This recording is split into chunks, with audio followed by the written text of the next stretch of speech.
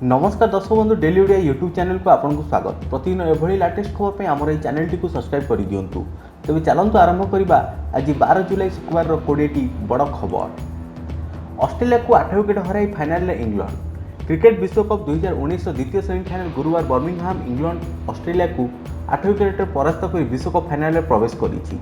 England final रविवार New Zealand को भेटिबो। गुरुवार मैच ऑस्ट्रेलिया टॉस जीति प्रथम बैटिंग करने निष्पत्ति नहीं। प्रथम बैटिंग कर ऑस्ट्रेलिया संपूर्ण 50 ओवर खेल असमर्थ होता। 49 ओवर खेली ऑस्ट्रेलिया इंग्लैंड पर 224 रन विजय लक्ष्य धार्य करथिला। ऑस्ट्रेलियार लो स्कोर पिछा कर इंग्लैंड ओपनिंग जोड़ी बोरिस्ट एवं रॉय भल बैटिंग कर प्रदर्शन करथिले। पर अधिनायक मोर्गान एवं जो रूट इंग्लैंड को विजयर स्वाद चकाई। रॉय सर्वाधिक 65 बॉल खेली 5टी छक्का और 9टी चौका सहायतार 85 रन कर खराब अंपायरिंग कारण आउट हो पाविलियन को फेरी। पाकिस्तान में ट्रेन दुर्घटना 14 मृत 79 आहत। पाकिस्तान पंजाब प्रदेश गुरुवार 2टी ट्रेन दुर्घटना घटी 14 जन प्राण हर बेले 79 जन आहत होती। सेक्टागामी अकबर एक्सप्रेस ट्रेन भूल लाइन आसी साकिदाबाद वालहार स्टेशन निकट में एक मालवाही ट्रेन को धक्का देवारे यह मर्मन्त दुर्घटना घटी। तुरंत उद्धार और सहायता कार्य आरंभ कर आहत यात्री को डाक्तखाना भर्ती कराई। पाकिस्तान सेना यही उद्धार कार्य नियोजित होता बेले बड़ मेसीन साहाय्य ट्रेन लाइन परिष्कार कार्य आरंभ कराइला। यही दुर्घटना अकबर एक्सप्रेस इंजिन सह 3टी बगी संपूर्ण ध्वंस पाई। प्रधानमंत्री इमरान खान यही घटना दुख प्रकाश करने सह मृतकों पिछा 15 लाख और आहतों पिछा 5 लाख टंकार सहायता राशि घोषणा कर। विधिवत बीजेपी में मिसिले गोवार 10 विधायक। कांग्रेस इस्तीफा देता गोवार 10 विधायक गुरुवार विधिवत भाव बीजेपी में जोग देते। गोवा मुख्यमंत्री प्रमोद सावंत सहित यही 10 विधायक दिल्ली में बीजेपी कार्यकारी सभापति जेपी नड्डा उपस्थित दल में सामिल होती। मिश्रण संक्रांत पत्र गोवा बाचस्पति राजेश पट्टनायक को प्रदान कराई। कांग्रेस छाड़ते विधायक मध्य विधानसभा विरोधी दल नेता थिबा चंद्रकांत काबलेकर कहते याद्वारा 40 सदस्य विशिष्ट विधानसभा बीजेपी विधायकों संख्या 27 पहुंची। 2017 विधानसभा निर्वाचन में कांग्रेस सर्वाधिक 17 आसन में विजय लाभ करथिबा बेले सफलता पाइपर नथिला।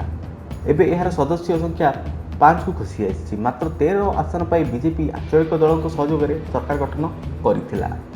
बाहुड़िले दारू ब्रह्म शनिवार सुनावेश। श्रीगुंडीचा मंदिर आड़प मंडप श्रीमंदिर अभिमुखे बाहुड़ी दारू ब्रह्म। शनिवार रथ उपर 3 ठाकुर को सुनावेश महण महण सुनार भक्तों को दर्शन करेंगे दारू ब्रह्म। एथिपाई श्रीक्षेत्र प्राय 15 लाख समागम होब। शनिवार अपराह्न 4टा रु 5:30 मध्य महाबाहु श्री बलभद्र श्री जगन्नाथ एवं देवी सुभद्रा को सुनावेश आभूषित कराइबे सेवक। बाहुड़ा यात्रा एवं सुनावेश को दृष्टि रखी श्रीक्षेत्र में व्यापक सुरक्षा व्यवस्था ग्रहण कर। अच्युत सामंत को गांधी मांडेला शांति पुरस्कार। किट और किस प्रतिष्ठाता डाक्तर अच्युत सामंत को गुरुवार 2019 वर्ष पर गांधी मांडेला शांति पुरस्कार प्रदान कराई। विश्वमैत्री स्थापना क्षेत्र में डाक्तर सामंत को उल्लेखनीय अवदान पर यही पुरस्कार प्रदान कराई। गांधी और मांडेला शांति वार्ता को प्रचार करने उद्देश्य बिलीफ फाउंडेशन, डॉक्टर रमण भाई Patel foundation, Africa rising foundation, Sunday guardian foundation और गोदरेज प्रमुख यही पुरस्कार प्रतिष्ठा करिसेंती। पुरस्कार ग्रहण पर डाक्टर सामंत ट्वीट करछंती, प्रथम गांधी मांडेला शांति पुरस्कार ग्रहण करिया मो पई श्रद्धा और सम्मानर विषय। तेबे यही पुरस्कार को क्षुधा दारिद्र्य और निरक्षरता दूर करने मोर लड़ाई साथ देउथवा योद्धा उद्देश्य उत्सर्ग करुछि। मझी आकाश बंद हो गला विमानर इंजिन। निया लगिबा परे नेटवर्क नथाई मध्य परिजन को मेसेज कर चलले यात्री। अमेरिका 148 जन यात्री निश्वास बंद हो जाता जिते विमानर इंजिन समस्या थी नहीं पायलट यात्री जन। मझी आकाश हठात इंजिन काम न करने खबर समस्त मृत्युमुख को टाणी नहीं। विमानर झरका पटे इंजिन रे निया लगी सफा देखि पारुथिले यात्री। धीरे धीरे निया बढ़िया सह विमान मध्य धुआं भर्ती हो जाइथिला। एसी काम न करने सह विमान भीतर तापमात्रा बढ़ी जाइथिला। समस्ते डर रे भगवान को प्रार्थना करने सह निज निजर परिजन मानक मेसेज पठाइबा आरंभ कर देइथिले। नेटवर्क नथाई मध्य से एभली प्रयास करुवा बेले हठात जोर शब्द कर विमानटी हल्लाकू डाकिथिला। ए समय यात्री मैंने मृत्यु को पाखे देखिथिले। ए मध्य विमान पायलट पाख विमान बंदर को संपर्क करने सह निजर उपस्थिति बुद्धि बल विमान को अवतरण कर सफल होते जहाद्वारा 148 जन यात्री जीवन बंची जाइथिला। मालिक को संपूर्ण खाईदे 18 पोषा कुकुर। ଆମେରିକାର ଡଲା ସହରରେ ଜଣେ ବ୍ୟକ୍ତିଙ୍କୁ ତାଙ୍କର 18ଟି ପୋଷା କୁକୁର ସମ୍ପୂର୍ଣ୍ଣ ଖାଇ ଦେଇଛନ୍ତି। ଏପରିକି ମାଲିକର ମାଂସ ସହିତ ହାଡ଼ ଓ ଚୁଟିକୁ ମଧ୍ୟ କୁକୁରମାନେ ଖାଇ ଯାଇଥିଲେ। 57 ବର୍ଷୀୟ ମାଲିକ ଫ୍ଲଏଡ୍ ମାର୍କ ତାଙ୍କ କୁକୁର ଗୁଡ଼ାକ ଖାଇଯିବା ପରେ ତାଙ୍କର କୌଣସି ପତ୍ତା ମିଳିନଥିଲା। ଫଳରେ ମାଲିକ ନିଖୋଜ ନେଇ ପୁଲିସରେ ରିପୋର୍ଟ କରାଯାଇଥିଲା। କିଛି ଦିନ ଖୋଜାଖୋଜି ପରେ ଘରୁ ଏକ 5 ଇଞ୍ଚର ହାଡ଼ ଜବତ କରାଯାଇଥିଲା।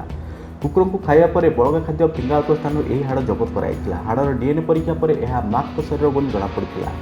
ମାର୍କଙ୍କ ଜଟିଳ ସ୍ୱାସ୍ଥ୍ୟ ସମସ୍ୟା ରହିଥିଲା। ତେବେ ମାର୍କଙ୍କ ମୃତ୍ୟୁ ପରେ କୁକୁରଗୁଡ଼ିକ ତାଙ୍କୁ ଖାଇଥିଲେ ନା ତାଙ୍କୁ ମାରି ଖାଇଯାଇଥିଲେ ତାହା ଜଣାପଡ଼ିନାହିଁ। ଗୋଟିଏ ଦିନ କୁକୁରଗୁଡ଼ିକ ତାଙ୍କୁ ସମ୍ପୂର୍ଣ୍ଣ ଖାଇଯାଇଥିଲେ। ତାଙ୍କ ଶରୀରର ରକ୍ତ କିମ୍ବା ଚୁଟି କୌଣସି ପତ୍ତା ମିଳିନଥିଲା। କୁକୁରଗୁଡ଼ିକ ମିଶ୍ରିତ ପ୍ରଜାତିର ଥିଲେ ବୋଲି ଜଣାପଡ଼ିଥିଲା।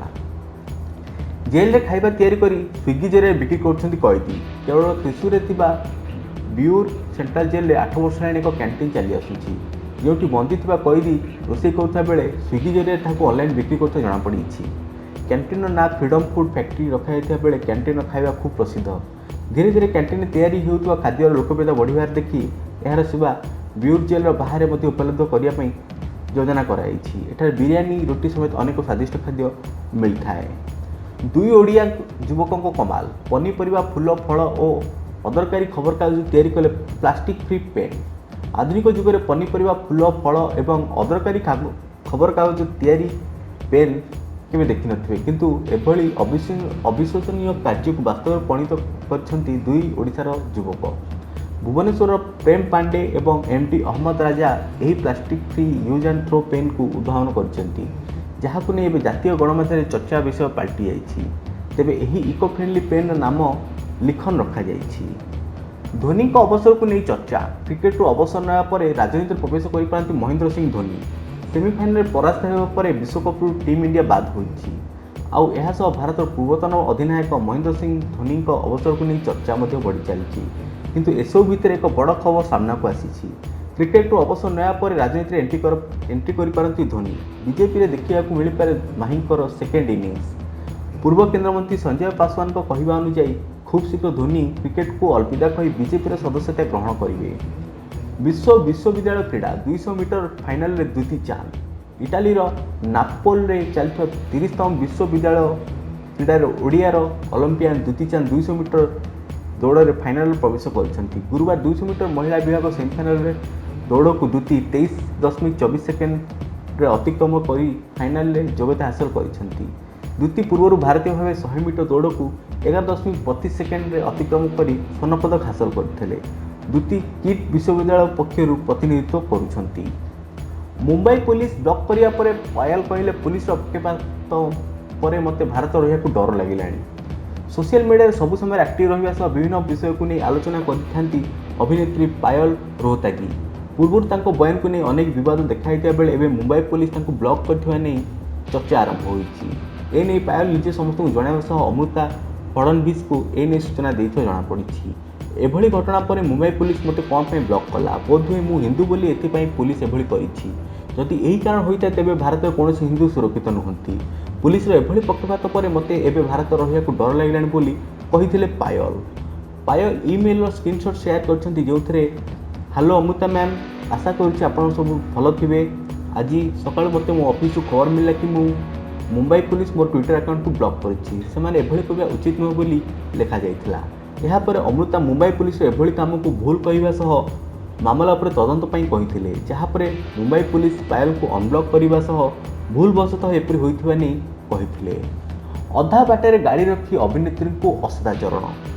ବଙ୍ଗୀୟ ଧାରାବାହିକ ଅଭିନେତ୍ରୀ ସ୍ୱସ୍ତିକା ଦତ୍ତା ଜଣେ ଉବର ଚାଳକ ଉପରେ ଅସଦାଚରଣର ଆରୋପ ଲଗାଇଛନ୍ତି। ଫେସବୁକ୍ରେ ପୋଷ୍ଟ କରି ଅଭିନେତ୍ରୀ ଜଣକ ନିଜ ସହ ଘଟିଥିବା ଘଟଣା ବିଷୟରେ ଜଣାଇବା ପରେ ଅଭିଯୁକ୍ତ ଚାଳକଙ୍କୁ ପୁଲିସ ଗିରଫ କରିଛି। ସ୍ୱସ୍ତିକା ଉବର କାର୍ ଯୋଗେ ସୁଟିଂ ସେଟ୍କୁ ଯାଉଥିବା ବେଳେ ତାଙ୍କ ସହ ଏଭଳି ଘଟିଥିଲା। ଚାଳକ ଅଧା ବାଟରେ ରାଇଡ୍ କ୍ୟାନ୍ସଲ କରିବା ସହ ଓହ୍ଲାଇବା ପାଇଁ କହିଥିଲେ।